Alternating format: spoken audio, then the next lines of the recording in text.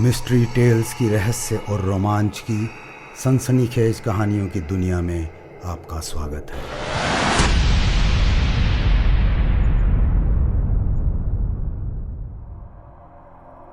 ये सामने आग में जो किताब जल रही है कोई मामूली किताब नहीं है। मैं इस किताब का नाम नहीं लूँगा। हो सकता है इसकी कोई कॉपी दुनिया में हो और आप उसे ढूंढने लगें। ऐसा सोचकर भी मेरी रूह कांप जाती है। मैं प्राचीन भाषाओं और सिंबल्स का एक्सपर्ट हूँ। भारत ही नहीं, मैंने दुनिया भर की एंशिएंट सिविलाइजेशंस पर रिसर्च की है।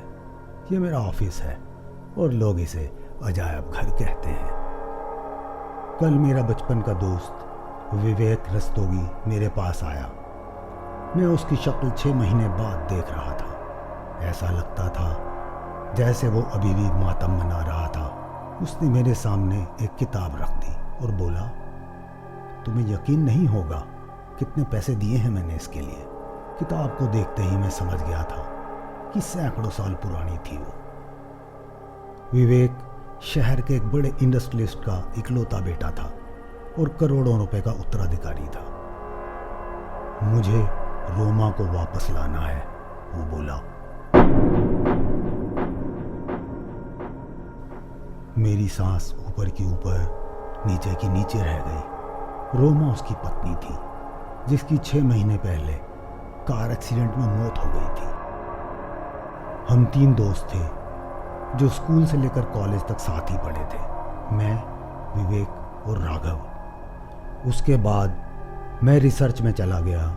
राघव सॉफ्टवेयर इंजीनियरिंग में और विवेक ने अपना बिजनेस संभाल लिया था। राघव की बहन थी रोमा, एक सुंदर मासूम सी लड़की जिसकी बच्चों जैसी हंसी किसी का भी दिल मोह ले।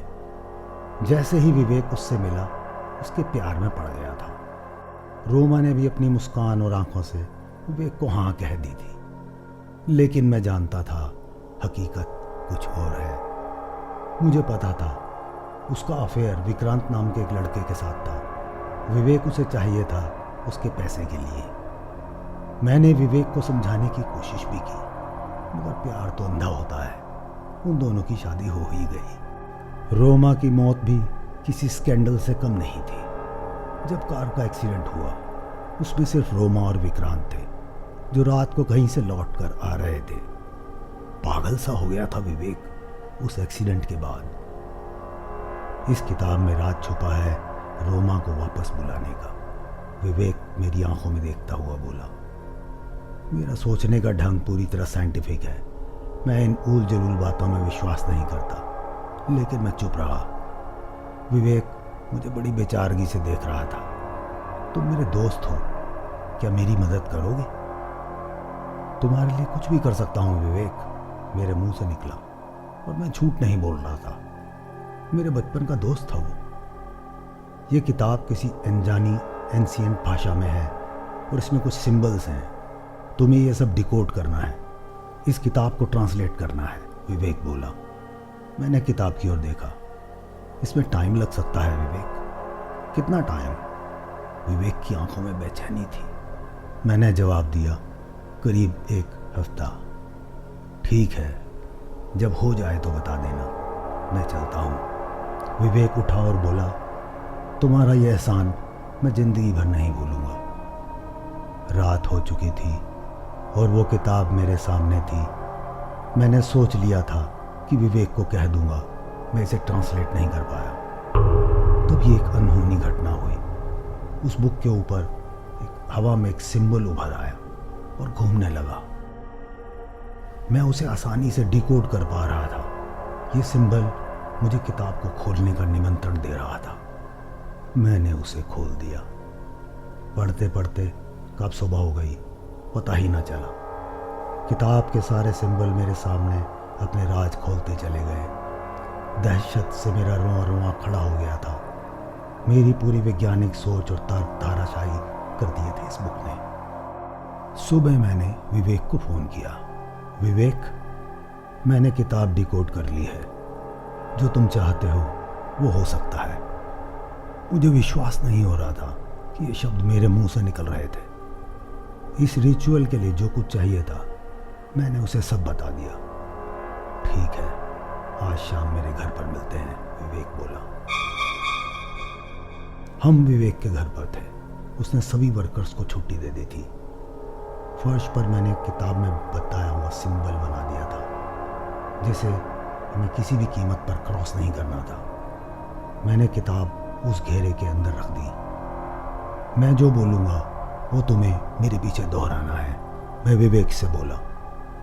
मैं बोलता जा रहा था और विवेक उसे दोहराता जा रहा था।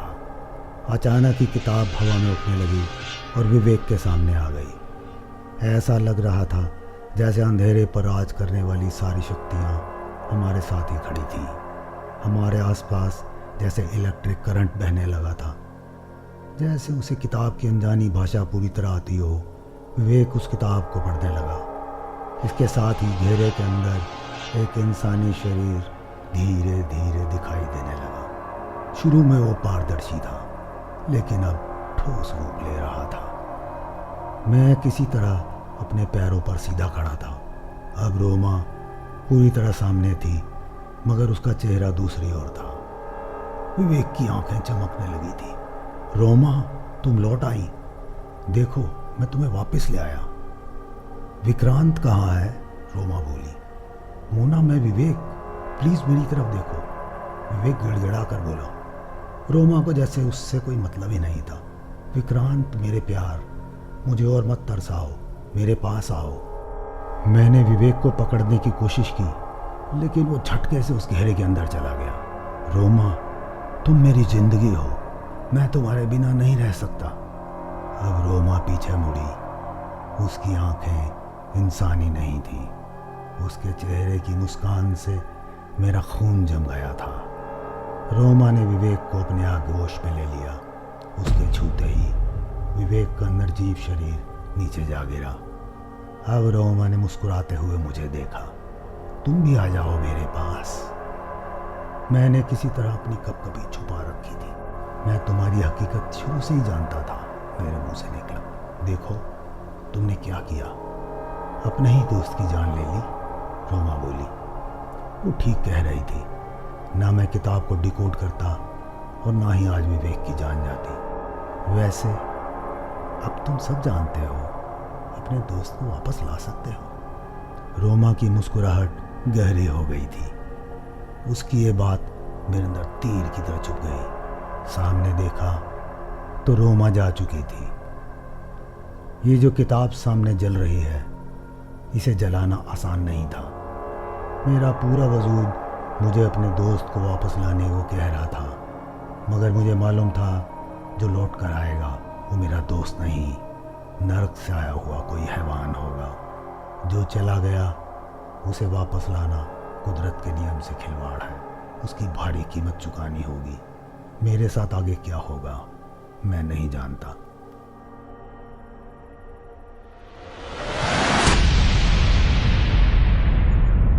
ये कहानी आपको कैसी लगी कमेंट करके ज़रूर बताएं। ऐसी और कहानियाँ देखने सुनने के लिए लाइक, शेयर और सब्सक्राइब करना ना भूलें।